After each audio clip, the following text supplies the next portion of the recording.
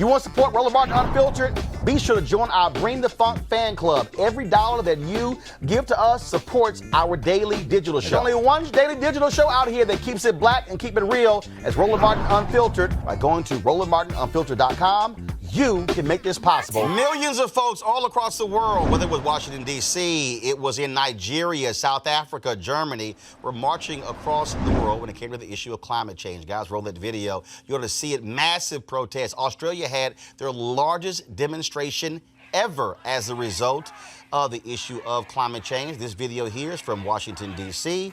Of course, we have other video all across the world.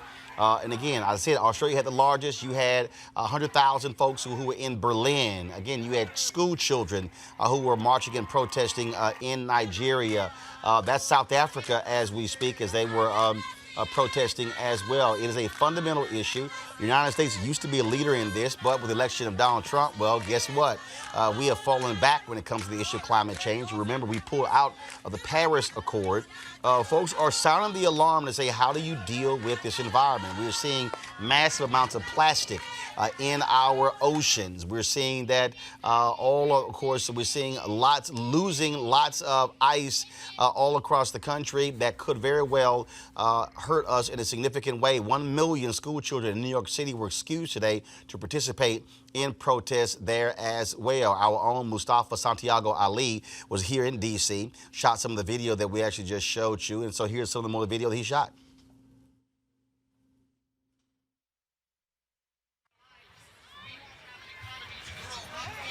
We won't be able to grow our crops. We won't be able to raise our children in a safe community. And we won't be able to have clean water and a livable climate.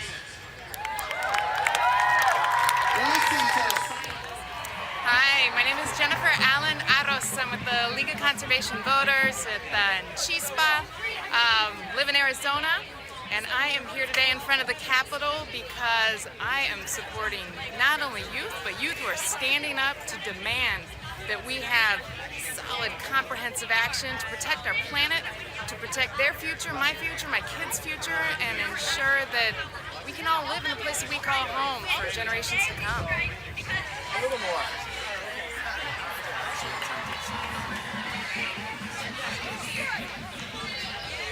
Hey, I'm Lauren B.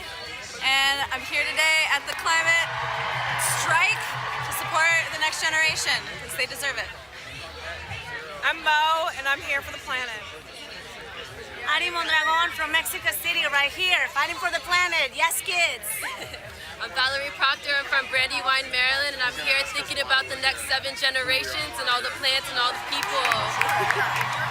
Hi, I'm here because Mother Earth, we need to respect her, and this is our only home. Oh, my name is Ellie, the cosmic jelly. My name's Roman, and I'm here because it's an intersectional movement, freedom for people, freedom for plants, all our brethren. That's the recipe for this liberation movement, and climate is a big piece of it. Hi, my name's Madison McCauley, and I'm from right here in Washington, D.C. The reason I'm down here right now is because the adults and all the politicians, they haven't been doing anything to help stop climate change. And most likely, climate change is the thing that we're going to have to be living with, and the thing that our children are going to be living with, and their children, if they're going to even be alive. So the reason that I'm down here and that we're all down here is because even though we're not adults, we still have a voice and we can still be heard. Hi, I'm Astrid Detterman. I live here in DC. I go to DCI with Madison. I'm down here because I really love animals, and I believe kids have a special voice and that they can really make a difference in the fight to save our planet. I have my own organization called Epic Animals that's all about getting kids to take legislative action to save the animals. So I think I understand how kids can really make a difference and step up and say, And the reason that we're out here climate striking today is to share a different point of view about climate change and how the Bible actually supports climate change. And how Christians might have it wrong about climate change.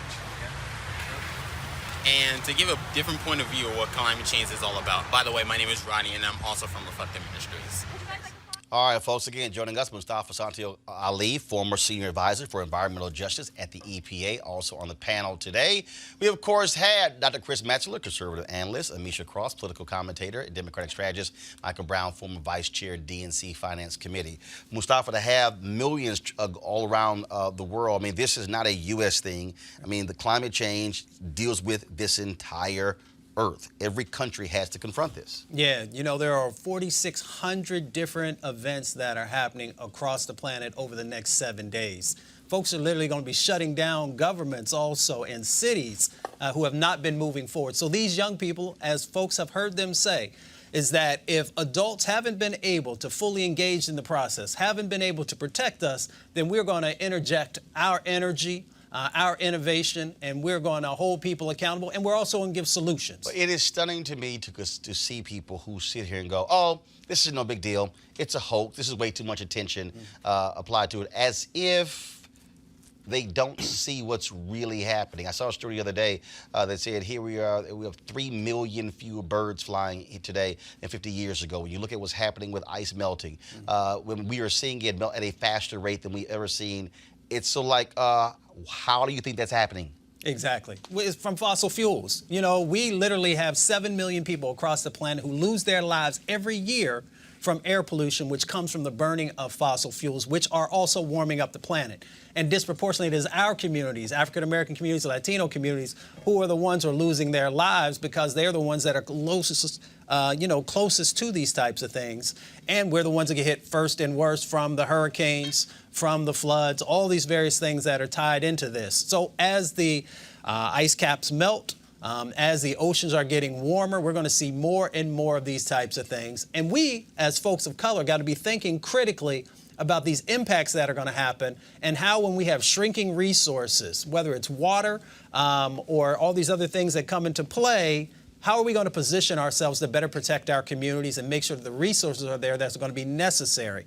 And what I really appreciate about the youth movement, from the Extinction movement, from This Is Zero Hour, the Sunrise movement, Fridays for the Future, is that they have not only an intergenerational movement, but they also honor equity in that space and diversity and make sure that voices of color are a part of driving the solutions that are necessary. Chris, hardest part is your party just flat out acts as if this is no big deal. Donald Trump doesn't exist. He is destroying the EPA. When you go through the Department of Agriculture, you got scientists who are quitting. They're saying that this is an administration that does not believe any of this stuff is real. That this is just a figment of our imagination. Yeah, well, the difficulty here from the Republican standpoint is a number of things. Number one, this has turned so political that a number of Republicans are saying, okay, do I move forward and get votes by saying this doesn't exist? And that's a whole part of the problem. Do I ignore the science? I mean, you know, I've heard a number of people in the party say, well, I'm not a scientist, so I can't really talk to that. That's right. Not Shut the hell up. Well, yeah. I mean, if the beginning of your statement is I'm not a scientist, then why are you talking? That's a good start to shut up and listen to a scientist. But here's I think the fundamental problem with the Republican Party on this issue. Their biggest argument against is, oh my God, it costs too much. If we no longer exist, yeah, that's to me, that's probably the greater cost. Right. Yeah, but the whole issue of we're supposed to be the party who is concerned with science and facts, and I think on the climate change issue, we really have to examine the facts. We have to examine the science. Other than that, we come across as extremely hypocritical on this issue. But they don't want to deal with the science. They don't want to deal with the science. Yeah. They don't want to deal with the reality of it. They want to deny it, and the reality is they are in bed with energy companies. Right. They're in bed with the fossil fuel industry. They don't want to force the change. You see the Trump administration suing California, just got an injunction to keep them from getting a waiver when it comes to instituting controls dealing with automakers. Whatever Detroit wants, they got no problem with. You see what's happening all across the country. You see what happened when Pruitt led the EPA. Pretty much they were just being run by the fossil fuel industry. And the hard part is, and I'll say this, these conservative white evangelicals who supposedly care about what God created, they clearly don't give a damn either. It is extremely political, but to your point, Roland, it is also very much an issue of funding. At this point, the question is more, do they really want to cut off the beast that feeds them? Or do they want to continue taking those dollars? When you and your party are making a lot of money off of industry that continues to emit carbon, when you're making a lot of money off of these industries that are known for dumping unhealthy things in our water, why would you cut that off? It's not that they don't know the science. Climate science, even though it's getting a lot of traction today, has been around for the past 50 years, and not much of it has changed. The only thing that we have now is a society that is a lot more awakened to it because we see more of the disasters. We're seeing more of the natural disasters stronger and more often. We're seeing animals die. We're actually seeing people die. We're watching this, and it's something that we've been warned about for the past 50, 60 years. Now is the time. I don't want to deal with the political side of this, Michael, but the reality is this here. If you want to examine the political side, if you're the Republican Party, you are guaranteeing young people will not be voting for your party. Well, and that's the problem. I mean, like, guaranteeing. That's a problem we have because it is. In some places, we won't even be alive to vote. But this is, for a lot of these young folks, the number one issue. The number one issue. And in order to win re-election in 2020, we have to make sure that from a generational standpoint, that those generations are going to show up and vote. So I am not sure about the political calculus here. I don't think it's wise. Mike, at the end of the day, for them it's about money. When you hear them say, why should we be spending trillions of dollars, yet this is the same party that has spent $28 billion for farmers, as opposed to the $12 billion the Obama folks spent in the bailout for farmers for something that Trump created because of his whole tariff deal. They got no problem giving farmers about $30 billion, but oh no, we shouldn't discuss this whole climate change thing because it's not real. Well, the calculus they're measuring, and by the Mr. Ali, good job on the footage, even though Roland was talking about you about the angle. Yes, folks, if you shoot video, please shoot horizontal. Please shoot horizontal so it reveals the whole television screen, not vertical. I've been giving y'all those lessons for months, and I gave Santiago another lesson. Michael, go ahead. But if you notice also the diversity of that crowd, sometimes in these movements, whether it's criminal justice reform, they try to paint it as a black and brown issue. It's going to be very difficult to do this with climate change, with the diversity of that crowd, young people all over the world. And their calculus is the kind of folks that vote for us, being the GOP, we don't need young folks. They don't vote anyway. The percentages are really low. Who cares what they think? That's what they're thinking. That's what they're hoping. But they're going to lose voters. You're going to lose voters in the Midwest who are dealing with these 500-year and 1,000-year floods that are going on. 500-year, 1,000-year floods happen every 5 years. Exactly. That kind of don't go together. 500-year flood, now every 5 years. Yep. And you also have We Vote Next, which is a big youth movement as well, letting people know that they're going to utilize their civic power in this process. And then the foreign part, when people are talking about the money doesn't exist to address this, that's incorrect. We spend hundreds of billions of dollars on these natural disasters that continue to happen time and time again, and we give the fossil fuel industry tens of billions of dollars in subsidies. So we should be subsidizing. Did you say welfare?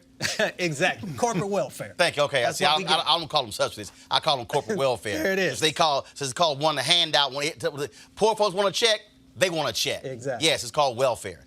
Mustafa, great job. We surely appreciate it. Thanks a lot. All right, folks, back to that Roland Martin Unfiltered video in just one moment.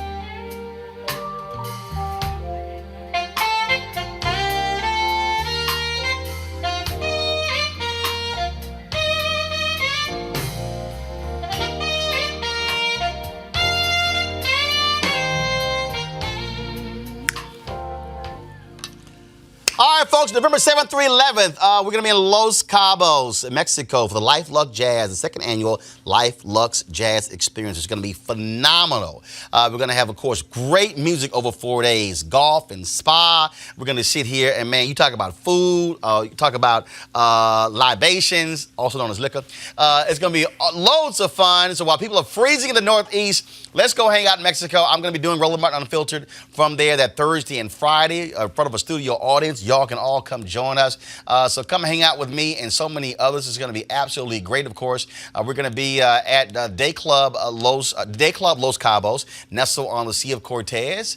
They're in Los Cabos. The great people we got lined up for you, folks. Amazing. Of course, comedian and actor Mark Curry. Of course, Gerald Albright, my frat brother, Alex Bouillon, Raul Madan, Incognito, Pieces of a Dream, Kirk Whalum, Average White Band.